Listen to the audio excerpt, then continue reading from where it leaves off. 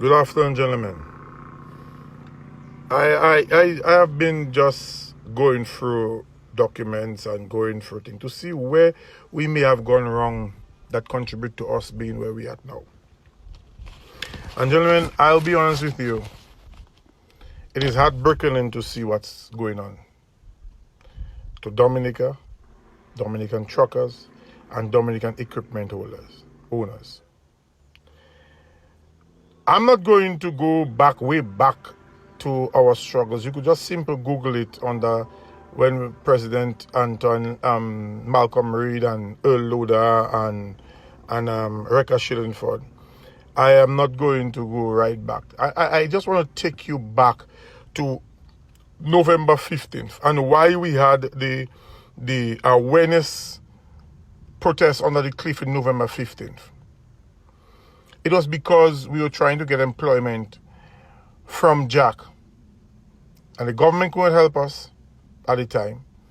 And we were trying to get employment from Jack on the East Coast project funded by the World Bank. Let me remind you, the World Bank has a mandate in their mission statement as their purpose is to alleviate poverty.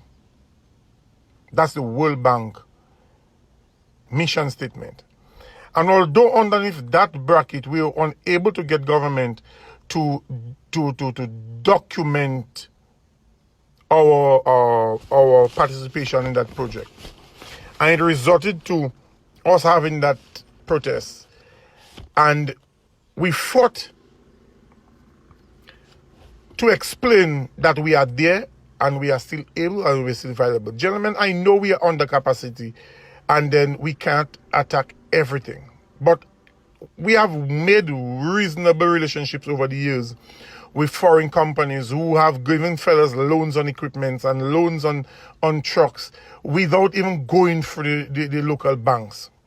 That's a reputation that even in the strange economical times that we've had, we've been able to establish with our foreign partners.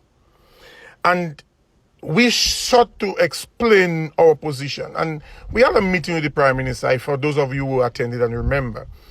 And in that meeting, for some reason or the other, the Prime Minister insisted that rates was our issue and that he wanted us to get the rates done within a 1 month vibes that he would be able to put, because we had the Granby Road coming up, so he'll be able to put the rates out to people and to let them understand that is the rates that Dominicans should be working at. Fine. Although we disagreed, and we explained to him that our problem is not rates but access to work, it was a little arrogantly displayed where he said, if you want $1.90, just keep it, $1.90, write me and tell me on $1.90. But we went on with the plea. Because you know why? A lot of people keep saying that we're always against the government, always fighting with the government. And to appease a lot of persons, you just have to go through the steps to show that you are willing, because your purpose is to ensure that fellas get employed. And for those of us who remember, we went through that whole rates vibes. And our rates came up at about $3 and something. We know, given the current market, the $3 and something was just not possible to push through. So we maintain that we and the contractors can make arrangements and we can work it out. We just need guarantees to be able to work. The problem with Jack, and I feel personally responsible for some of the problems we have with Jack, because we did not contractually had a written contractual agreement with Jack. We thought that we would have just been able to think. And as a treasurer, I think I have to take responsibility for not having a document with Jack. Although Jack has never kept his word to any document in the past, but something that we probably could have leaned on. But gentlemen, we were promised that, okay, fellas, you are unable to make that thing with Jack, but the airport coming up and that is our money. And since that airport project is our money, we'll be able to make $1. We'll be able to, I remember the PS making a statement about they'll be able to draft the arrangement more amicably, that we'll be able to, words to that effect, I don't want to quote, words to that effect, we'll be able to get employment on the airport. Carrot on a stick, I'll call it. Gentlemen, on the 17th of July, the 17th of November 2021, on the advice of a Zoom meeting that we had with the Prime Minister, myself, Mr. Antoine, Minister Cassani, we sought to write to MMC. Because the Prime Minister is saying, hey, gentlemen, put everything in paper, write to the man, and like that. Let them know your interest and everything. We wrote to MMC on November 17, 2021.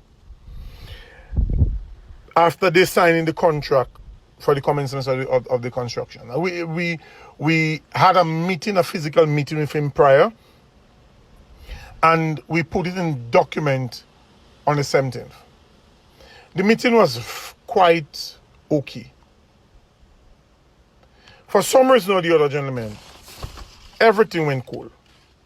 The meeting went cool. Call, text, not bringing in nothing.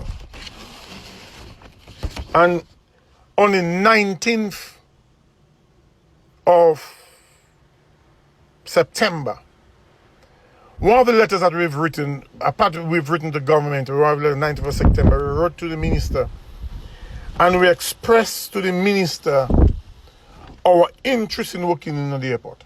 We said to the minister in some part of the document that in regards, we would be pleased if the ministry would formally indicate its commitment to engaging the Dominican Tipper Truck Association in the upcoming airport project. The formal document will guide the truckers in making wise investments to strengthen their position. And I felt it was a reasonable request.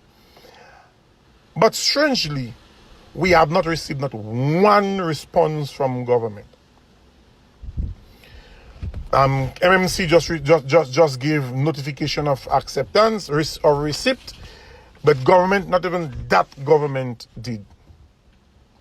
And it get me thinking right now, is our problem now by design? Because there was so much hope and enthusiasm between the former Minister Cassani and PS Roland that, yeah, this was the moment that we'll be able to put all to work. And then when the reshuffling happened and the reset happening, I saw those guys were just dispatched and those guys went to not irrelevant, but different departments. And I'm asking myself, was that by design? Because up to this moment, Minister Grant has never accepted the opportunity to meet with local truckers or equipment holders. Never. All efforts that Mr. Antoine Laville has made has been futile. Tell me if my thoughts are in the wrong direction. And today, we are still unemployed, significantly unemployed. March 21st, on the recommendation of one of the people, we got a meeting with the CEO of the airport project. March 17th, 2023. In that meeting, equipment has started coming down already.